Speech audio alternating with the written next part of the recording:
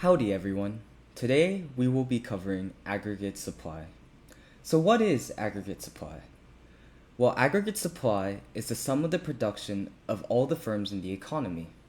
The way we show this on the aggregate demand, aggregate supply model is through the aggregate supply curve, which shows the overall relationship between price levels in the economy and total production by all firms.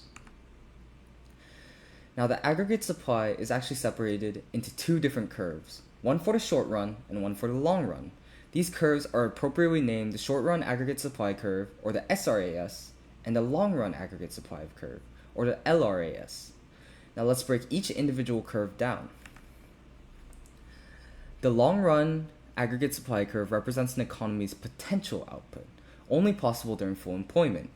Now, in the long run, production is only based on two things: resources such as capital, labor, and natural resources, or technology.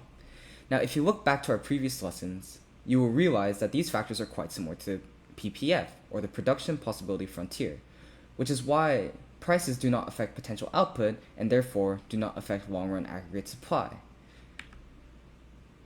Now, if we look at the actual LRAS curve, you'll notice that it is completely vertical.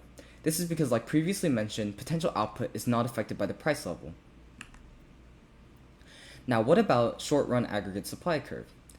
In the short run, the aggregate supply curve always slopes upward. Now, why would this be the case? Well, simply put, it is because of sticky input prices.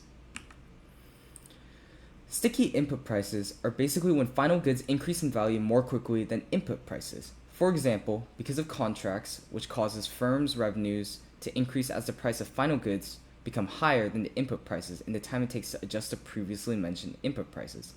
This is the reason that short-run aggregate supply curves shift upward. Now, what is the long-run aggregate supply? The long-run aggregate supply is the time required for input prices to adjust back to economic conditions.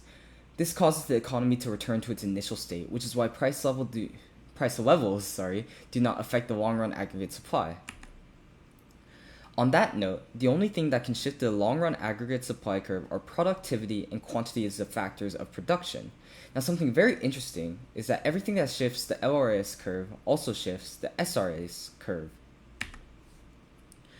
However, like how all rectangles are squares, but not all squares are rectangles, not everything that shifts the short-run aggregate supply curve shifts the long-run aggregate supply curve.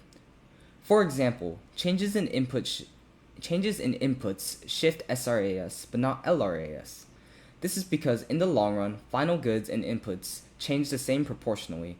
However, in the short run, input prices are sticky and change slower than final goods. Likewise, temporary supply shocks also shift the SRAS, but not the LRAS for similar reasons. Long run output stays the same, but short run output decreases, assuming it's a negative supply shock. Congratulations! You just learned all about long-run and short-run aggregate supply. If you need any more help, I recommend you watch the actual lecture videos by Professor Pakhotina. Not only will she not butcher the pronunciation of her own name, but will also explain it far better than me. Good luck on your exams, and try your best not to fail. You got this.